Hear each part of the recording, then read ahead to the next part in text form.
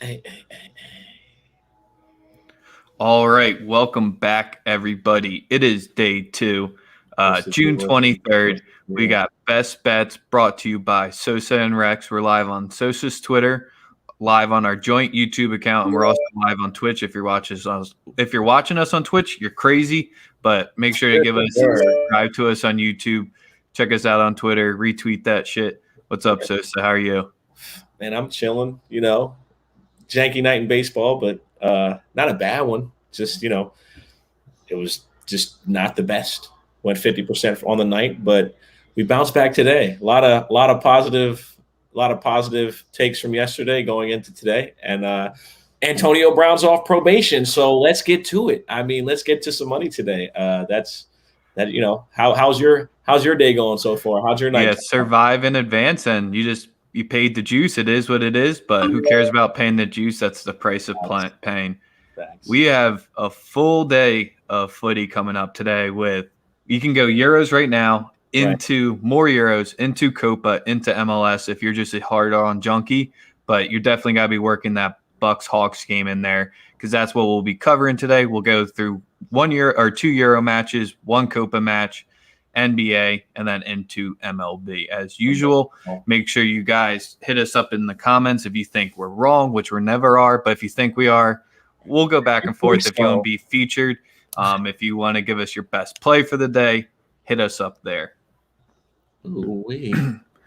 All right. So the matches that just started right now, as I pull up the lines for the ones coming up, everyone was just a public play of the day was that Sweden Poland under. So that's the one thing I'm just going to be watching to see if the public's going to cash on that one or not.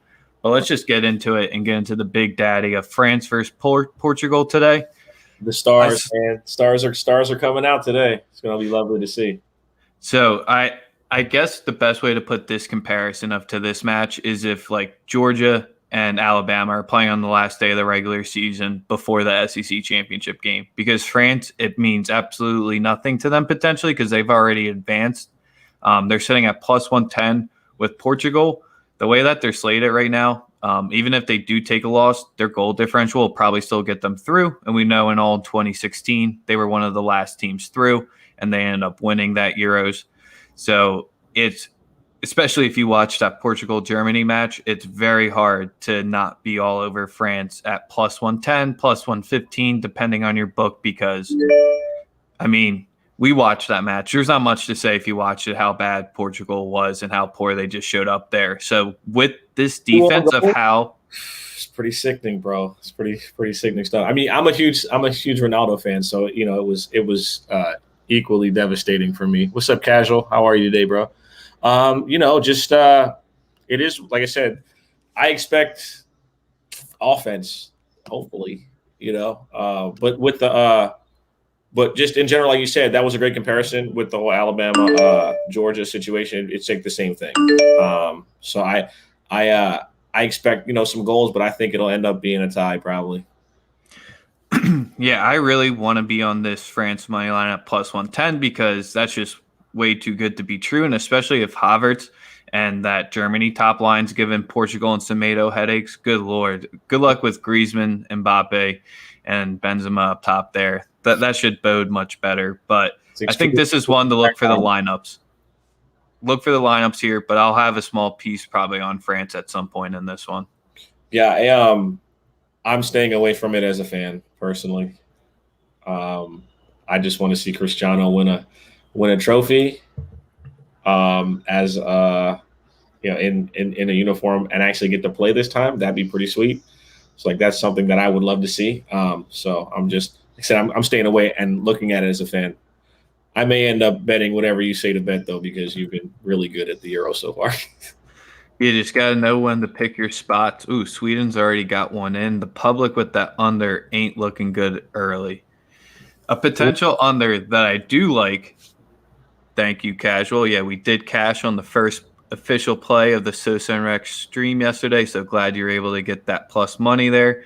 The Germany-Hungary match, big outside stuff of sports you can talk about in this one. We're just going to stick to what's going on in the field here, and I like the under 3.5 at minus 130 here. Germany is sitting at minus 602. Hungary was able to keep France tough. This is their first game not in Budapest, so they will be in Germany for this one in Munich. So that's just where I think Germany goes in there. We've seen the teams on the last match day when all they need to do is get a point, get an easy result. We've seen the 1-0, 2-0 wins. There's one book that Daryl has that you can get a 1-0, 2-0, or 2-1 win at like plus 150 or plus 170. That's Bovada. That should be on Bovada, yes. Yeah, if you have that play, that's where I would definitely be targeting that match if you can get it above plus 150, because I think Germany goes in there, gets the job done, doesn't face any really scares, and moves on. Right. I agree. I just think that Germany could score 3-4. I think it could get that ugly. So that's just my personal take on that. My boy Mercenario's joined. He's great with soccer as well. I'm sure he loves this segment for sure. Obviously, I think it's pretty clear cut. We think that Germany should dominate this game possession wise and should be, pretty good for the most part. Yeah, not too much shocking there. Yeah, just the minus 600. We'll never be touching that. And then probably my favorite soccer play of the day today comes in the Copa America. This game's at 5 p.m. Like I said, you can just keep rolling all day. This is a nice little travel fade spot for Ecuador and backing Peru here, because Ecuador is going over 1,300 kilometers for this match since Brazil is huge. And Peru's sitting at plus 229 on the money line. You can get their pick at plus 126. So I have the money on the pick plus 126 right now here. And Ecuador just ain't finishing their chances. 2 goals and 27 shot attempts. Peru, if they get a draw or a win here, they're through to the next round of the Copa. And they've stayed and they played their last match in the stadium, so they have no travel coming in. The last 4 times this team's met, the underdog has won outright. So if you just blindly back the underdog, you'd honestly be up over 18 units, because one time Peru was sitting at plus 800 on that money line. So if you're feeling frisky, hungry dog of the day, I think it's Peru at plus 230. Plus 800 is where it started?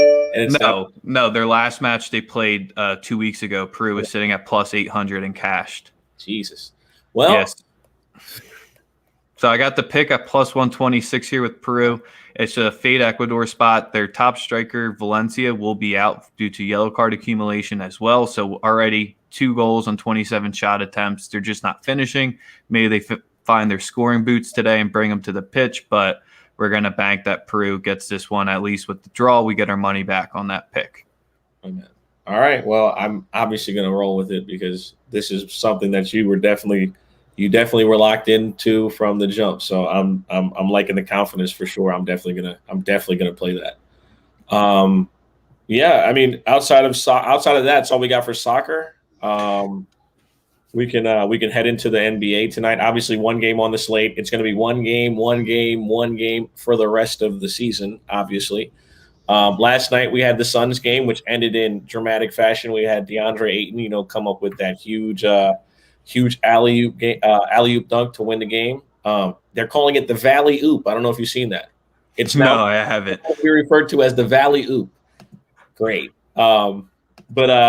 Just my takeaway from that game is that Paul George is a cursed individual of some sort. He couldn't make 2 free throws to seal the game. That always hurts. Confidence, man. And I mean, I don't know I really don't understand that, because he had a pretty damn good game outside of missing those 2 fucking free throws, which primarily cost them the game. Essentially cost them the game. Yeah, but again, good shout out to Monty Williams calling up a great play. Lob to the basket for the big man. We've seen that a couple times in the playoffs before. Once to Dwight Howard. The Magic did it a couple times with Dwight Howard. That's like my last real recollection of that being a game winner. But I remember that vividly. But yeah, it's like I said, man. Now Clippers are down 2-0. But let's not get ahead of ourselves as gamblers. Yep. They didn't cover last night, and all they did was hold home court. It's important to not get ahead of ourselves. Like, oh my God, the series is over. It's not over yet. Yes, they're going to get Chris Paul back. Kawhi may come back, but this Clipper team has matched up very well, and they've been right there at the end both times. They lost the game on the road twice, which is essentially expected in a conference final. So it's just really imperative to not get ahead of ourselves with that. But yeah, let's get into tonight's action. Just a little. That was my recap. I don't know if you have any thoughts on last night from like just a general perspective. Booker's nose definitely broken, right? I mean, it looked like it, man. The flashbacks of Steve Nash, right? That's and then what was your boy Boogie doing on that inbounds pass, though, man? That was one of the biggest things. I didn't. They shouldn't have had Boogie guarding the ball. They should have had Boogie underneath the basket. You're going to have a harder time moving him than Zubac, and I didn't like that. I mean, it's easy to Monday morning quarterback or next day talk about it like, oh, man, they should have did this. Or at the end of the day, if you're a superstar, you're supposed to make 2 free throws to steal the game. Yeah, that's the don't make it. Don't put it back on your defense. Seal it right there, and that's done. 100%. Like you should. There is no excuse at that point. You're a superstar. You're supposed to finish the job. So yeah, so we can like, oh my God, it's a great play. Also, it's like some like really unfortunate, weird shit that happened. Like the rebound, how the ball deflected off the rim for the rebound for them to call timeout. It was all insane, bro. It was like it was crazy. Like if the ball goes in the air, the game's over. If the ball bounces up, the game's over. But it didn't. It went straight to it's crazy. So it's like I said, it's unfortunate for the Clippers, but if I were them, I wouldn't be down on myself. We lost 2 games on the road. We got to go home and protect home court. We were right there at the end, and that's that. Been there, done that. Yeah. So, it's there. Like I said, there's for me, there's not much else from that. From tonight's game, though, let's talk about it, man. Let's talk about the Milwaukee. A lot of good angles here versus the Atlanta Hawks. I hate having to say that. I hate having to say the Atlanta Hawks. I just hate having to say it. Period. Right now, it's heartbreaking. But it is what it is. They're in the conference finals with said Bucks. As far as this series is concerned, seeing that it's game 1, I don't believe that Atlanta will be very good in this series. I have the Bucks. I mean, I don't think they're going to trick off 26 and 18-point leads. They have players that are going to make free throws, and remember, they got shooters too. They're right there. It feels like to me like this is the getting over the hump situation for Milwaukee, where they beat a really good team. Obviously, yes, we're going to say they were injured. That's fine.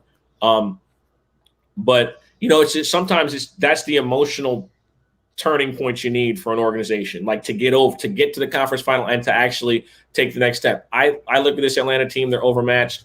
They fought very well. I give them a lot of credit for staying in games and keeping it close and then winning them at the end and getting some foul calls that were exaggerated too, but the game is the game. And but I think it ends here for Atlanta. I don't see this series going past more than 5 games. And if, hopefully if I'm wrong, somebody pulls up this video and tells me I'm an ass. But looking into game 1, I personally like Milwaukee to cover the 8. I think they're a much more superior team. And I don't think defensively Atlanta is going to offer obviously anything at all. And then for some reason, Milwaukee has shot the ball. They shot the ball terribly against Brooklyn. They shot terribly against Brooklyn. I don't expect that to happen again. I think they're looking at this Atlanta team just like Miami. They're better on paper. They're more talented. They're just better team altogether. So I think this is the time where Milwaukee gets to the final. What do you have on this? My biggest thing is the only way I could potentially see the Hawks extending this series is if the Bucks can't really control Capella. I mean, the Knicks didn't really have anyone on the inside to do it. And that's just kind of where I think Brooke, I don't think he's past his time. Do they put Giannis on him? Because that might just stop him. But that's where I think the way that the Hawks are going to utilize Capella in this series could be your most valuable piece to extend the series. Because they have 4 to 5 shooters. They're just different sizes. Some are a little bit better at defense. Some are not. They have 4 or 5 guys that they're just going to mix around. And they're going to be from the outside. It's when they're solid from the inside and Okongwu off the bench, if he's giving you solid minutes, and then John Collins, that's just kind of where the height isn't a concern against the Bucks for me. I just think that's the way I think the Hawks could potentially extend the series is if they kind of use their size, even though the Bucks do have size, like just out big them here. but I kind of like them in the first half, in the first quarter. This is kind of where the first quarter sitting at -3, the first half sitting at that -4.5 purgatory land. Right. I do think they cover and win by 10. So that's just kind of where I'm just lining up and trying to pick my spots here. And if you're just saying the 8's going to be no sweat, then that might just be the way I go with it. I personally don't think it'll be a sweat. I mean, I've been wrong before when it comes to this team. But like I said, it's new series, different matchups. I think they got a nice look at what needs to be done when playing against them. Like, they saw the Sixers lose in historic fashion. They saw it. They had 2 instances where they couldn't land the plane. Notice I'm saying they, because right now it's not we, it's they. You've removed yourself that far. Over that one. I need a couple of weeks to get over that one. But they they showed the world how to lose. That's what the Sixers did over the end of that series. How do you lose a series? We got you. We'll show you. No problem. Well, and then the Bucks have the one thing that would have saved the Sixers that series, and it's a guy who used to be on the Sixers. Jrue Holiday. Yes, sir. Yep. The guy. I mean, he's the difference in winning. People, you might not like him. Some people might say that they don't like his game. I don't really care what anyone likes about him or doesn't like. The guy figures out a way. He was in New Orleans, couldn't get it done. Everybody gave him a hard time. I gave him a pass. I think he's a great guy. And I think that his value wasn't shown in the series against Brooklyn because everybody just wanted to say why he's not scoring 30. He's not, but he did so much in that Brooklyn series to give them a chance to win games and like stuff you're not going to see on the stat sheet. Play tough defense, pick up full court, stuff like that, man. Just like continuously being a pest to James Harden, knowing he wasn't 100%, stuff like that. I think he's going to give Trey hell.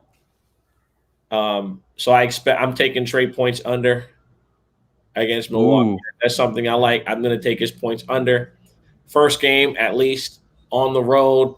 I don't see him coming out in Milwaukee smoking. I don't see that. And if it happens, it happens. But I don't see that happening tonight. I think Milwaukee handles business at the crib. I think this series against Brooklyn has got their mental where it needs to be now. We just went through a super emotional series. Atlanta at this point is just happy to fucking be there. I promise you. Mm-hmm. All this, we kept fighting. Listen, bro, these motherfuckers got lucky. And I'm not, I don't care how many people call me a homer, a fan. They got fucking lucky. So, and I'm going to stick to that, to staying it like that. They got fucking lucky. The fucking Sixers blew it. It wasn't them winning. It was the Sixers losing for me. I don't think I'm not going to get on camera and give Trae Young a bunch of credit because I don't think he won the series. He played like shit. We gave it to him. Kevin Huerter bailed him out. I'm not giving that team any credit. I gave Nate McMillan credit because I think he's a great coach who got the short end of the stick in Indiana. I'm happy for him. That's the only person in this entire equation I'm happy for is him. And also because he's a black coach who should have never been fucking fired. That's the only guy I'm happy for in this entire equation when it comes to Atlanta. We gave it to them. I'm not going to ever get on camera and say they're a better team than Milwaukee. They're not a better team than Philly. They were given this. And I think Milwaukee is now going to stomp them the fuck out. And I'm going to continue to say it. And even if it doesn't happen, I'm going to bet against them again because I don't think they're good. They've gotten lucky. They beat New York. That was solid. It's a solid performance. The fucking Sixers gave it to them, bro. And I'm gonna keep saying it. Mm-hmm. So people don't think so. It's not salt. It's what we saw and it's what happened. Milwaukee will come in this series much more focused. You guys can call Budenholzer a moron. I've called him a moron. Even he can't fuck this up. So you definitely like the Trey under 30 points. Is that what the number you got it at? Or I'm gonna pull up all the numbers because there's a couple things I like. I like Jrue Holiday's assist. Jrue Holiday's assist. Jrue Holiday's assist is at 7.5, I believe. Jrue Holiday. Drew. Yeah, 7.5. I love it. I also like Giannis' assist at over 5.5. I believe they both just watch. Bogdanovich not 100%. Herter don't play great defense. Lou Williams don't play great defense. I like the wing guys from Milwaukee to go off and to play really well in this series. And Milwaukee plays so much better when those two make their guys just catch and shooters and they don't have to take a dribble and get off the shot. So that's just kind of where, you can eye up the Middleton overs and because they're going to be getting the assist. Nobody defensively scares you on that Atlanta team. None of their wing defenders scare you. None of their wing defenders are elite. We have a 6'10" retard from Australia who won't do anything against littler guards. That's not happening this time. Drew Holiday went to UCLA. He got it. He's not going to fuck it up. I promise you, they're going to exploit their advantages, unlike the team they just fucking beat. So that's that. And again, it's not. I don't want to sound like some salty guy, but I mean, we saw what we saw, bro. We saw what we saw. Drew Holiday assist. Giannis assist.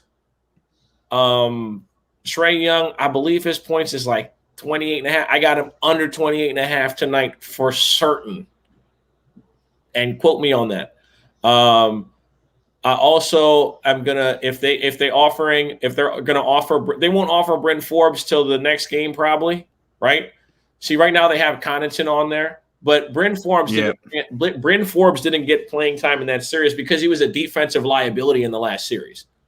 He's not going to be a defensive liability. Lou Williams doesn't play any defense, so he's not going to have any problems on that end. Neither of them play defense, so it'll be no problem. He will get minutes in this series. Connaughton. Like, this series becomes so much easier because outside of Trae, you got a banged up Bogdanovich, right? And none of the other guards play defense. None of their guards play defense. Not a single wing player on Atlanta's team is known for their defense. Not one. And we just let them win without having that, which is impossible to do, unbelievable to do. But Daryl Morey said some good words yesterday about it. So – any more props you like? Because if not, let's just talk the series price real quick. For sure, let's go. That's really it for me. I got, like I said, we can look into maybe my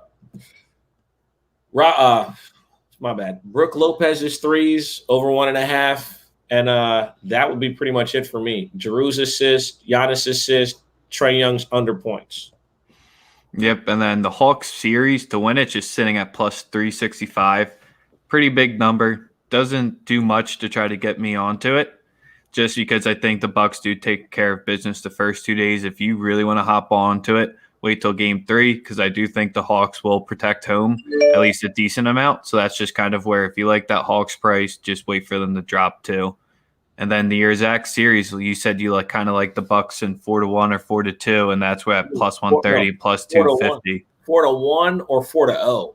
So plus 300 on a sweep, plus 130 on 4-1. If you want to get on that, that's a better way than taking the money line tonight. If you want to if you're just trying to parlay that money line, take a series price, because that's a way that you can hedge out with later.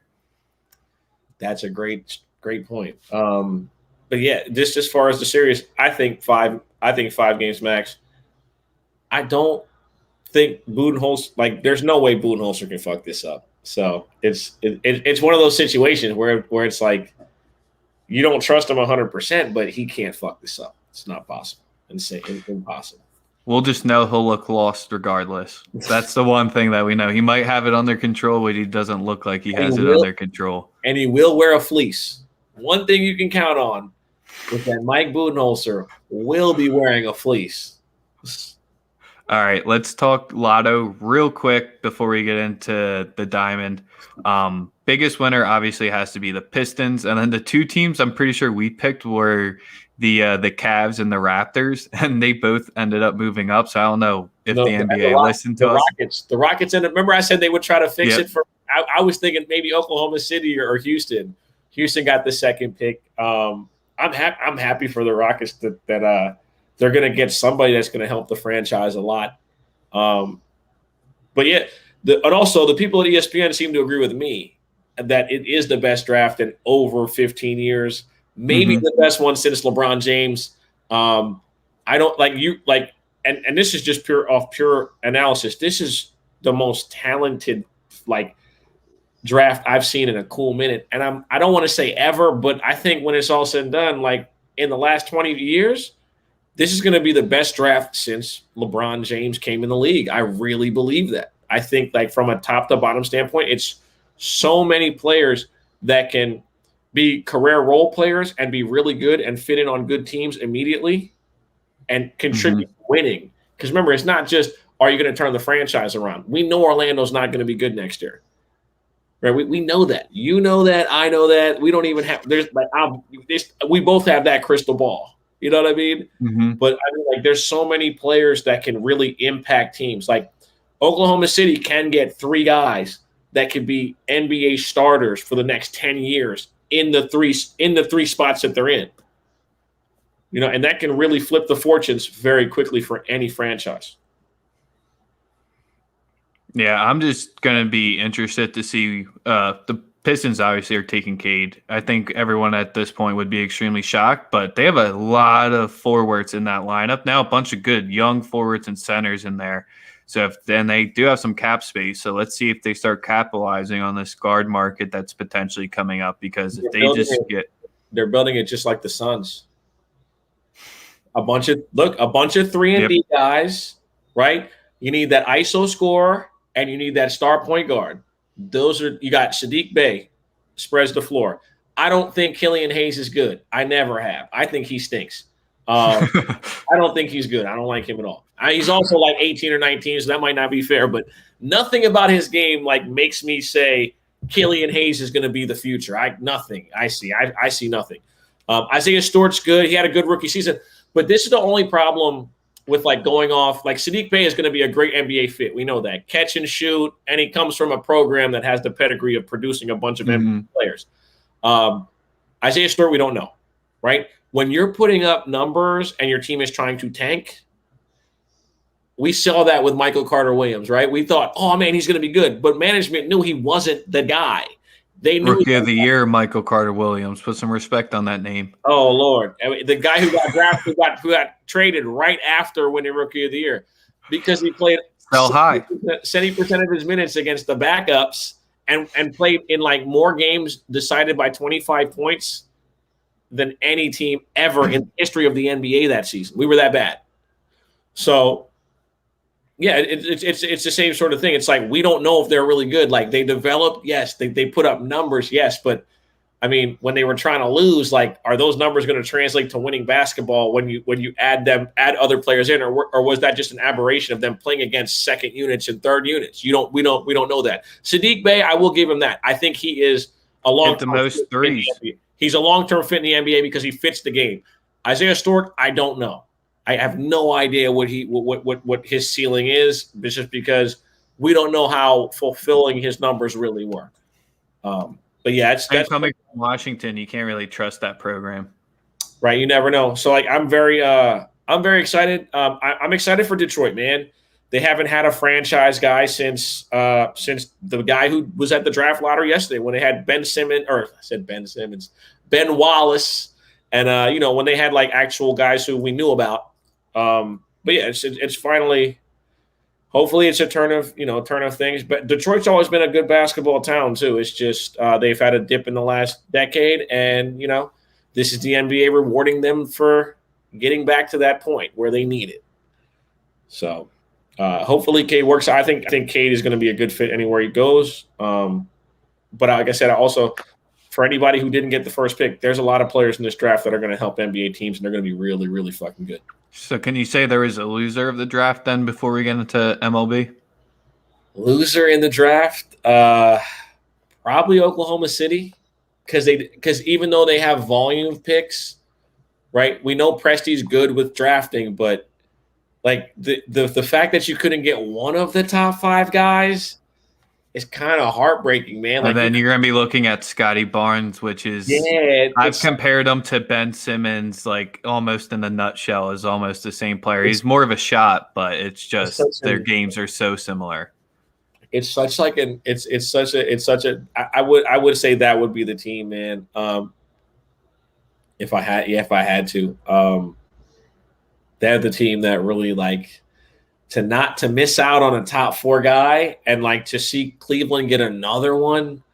And I told you they have something on the NBA. to Cleveland get does. another one, it's tough, man. It's really heartbreaking. But yeah, if I had to say a loser, that would be the one team I would possibly say it didn't go the way they wanted to. You know what I mean? Like The Timberwolves I had as the biggest loser because I think they lost their pick because don't the Warriors get it? Yep, the Warriors got 7 and 14. Yeah, so that was my biggest loser, especially Swing Cash's face just put it on a tee perfectly for us too. Wasn't that New Orleans? Oh yeah, that was New Orleans that she did that for. Yeah. I forgot. That was great when that was going around last night. But yeah, man. Hopefully, like I said, hopefully it works out for Cade. Hopefully Detroit can turn things around there. They got tons of money, like you said, to spend. Cade Cunningham, I believe, he's a dynamic enough player to want me to play on a team with him. I don't know if I want to play on a team with him in Detroit. Mm-hmm. So that's the only downfall to these markets, man. Like, can you keep him? I talked about it yesterday. Can you keep him? Will Detroit be able to keep him? Find out on the next episode. All right, let's get into MLB because I know you got your first pitch coming up in one of them. Yeah, well, soon. Yeah, I got the Nats today against Philly again. They have the same record in baseball. I like the matchup as far as pitching. I like how their lineup matches up against Philly. I'm also going to go with the big motivation angle there too because Joe G making himself look like a clown last night. Oh, Lord. And he's a former catcher. Like Joe Girardi should be ashamed of himself. You be a former catcher doing that? That's corny. 2 more plays that I love today are the Rockies Mariners first 5 over 4.5. It is in Seattle, which is more of a pitcher's park, but I believe that both pitchers are susceptible to get lit up. And I think we see both teams go to the bullpen early. And finally, I'm rolling with the San Francisco Giants money line. Last night it was fishy. They still handled business. I don't know how the line was the way it was yesterday. It made no fucking sense. We've seen the line adjusted back to normal against the Angels. I look for the San Francisco Giants to come out and handle business. Gausman's 8-1 with a 1.51 ERA. I mean, and they're also the best team in the Major League Baseball first 5. Mm-hmm.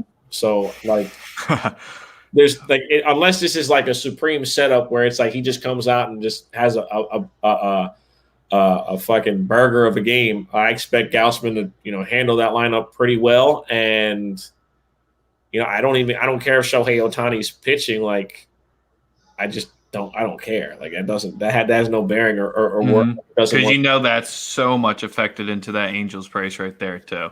Oh, absolutely. And I'm like, he's been average this year. Like, he hasn't. Remember, when you're coming off that surgery, like, you're not going to be like dynamic immediately. It takes some time. Like, we've seen like 3 or 4 guys this season alone that are returning from Tommy John surgery. They're not anywhere near where they'll be in 6 months. You know what I mean? Because they have to build to that. So I personally believe that they're just like that. You see it. It's the Giants are it for today. I like the Cardinals as well today. Money line, you're getting at a good price at -124. I'll tell people to be careful picking Milwaukee. The price of their money line is super juiced at -184. I would be careful. They have not been playing well, and isn't it the D-backs though? Yeah, but remember again, it's the D-backs just got a win off them 2 games ago. So maybe it's the next start of the 17-game streak, right? And, maybe win a couple, win 1, 2, win a series. Obviously they're not a good team, but like I said, I would be careful. Yeah, that's where I think that might be the public play of the day. The people jumping back on that -182 because that's a gross number. And I would and that, so I'm fading. I'm staying away from that personally. But that's all I really have for baseball as far as like early. I'm still like looking over the later games. But I don't know if you had any plays in baseball at all that you were rocking with. I know that's not necessarily your thing. Nah, taking the day off after the Mets almost got no hit in the first 5, but it was just Stroman injury. That's the whole reason why we capped it that way. And once I saw him go out, I kind of knew what was going to happen at that point. It's like, because that's what we were betting on him in the first place. We were betting on him because of the starter. And so I kind of, it is what it is, like you can't. Yeah, those happen. And I definitely think that's because of the sticky stuff, because you see guys, once they are over gripping it and they're overcompensating, and now you're just going to hurt a bunch of your players and your product for not doing this at the beginning of the season, like we said yesterday. And you're going to have these stupid ass antics where players are stripping on the field now. Max Scherzer is a first ballot Hall of Famer. For him to have to go through that yesterday was embarrassing. It was embarrassing for the game of baseball. It was. Like, I wouldn't care as much if he was Kenta Maeda or anyone but a first ballot Hall of Famer, But my goodness, man, it's the way baseball's policing it is horrible, and the way that they're like over exaggerating the coverage of Garrett Cole is so fucked up to me. It's like almost like he's the guy that the witch hunt wanted. He's the guy. Mm-hmm. Every single start, it's like spin rate, and who gives a fuck? It's spin rate, bro. Like, these new stats are destroying baseball. They already have an unwatchable product. They're fucking adding an extra runner to 10th inning. Like, come on, bro. Like, now you want to tell pitchers you can't grip the baseball when you juice the ball, and teams are preaching hit home runs. Like, it's almost like they want to handicap pitchers. Mm-hmm. They want to make it a more offensive game. We're seeing this and this shit wasn't even an issue until motherfuckers started getting no hit once a week. Yep. So it becomes a witch hunt. That's what it is. It's like you just have no control, no plan, no method behind this madness, and it's just becoming a shit show. Like I said, that we were seeing a no hitter once a week. Mm-hmm. And they want the game to be more offensive. So, geez, man, it almost sounds like an agenda here, but I could be wrong. I've been wrong before, but I mean, yeah, 5 no hitters in a month.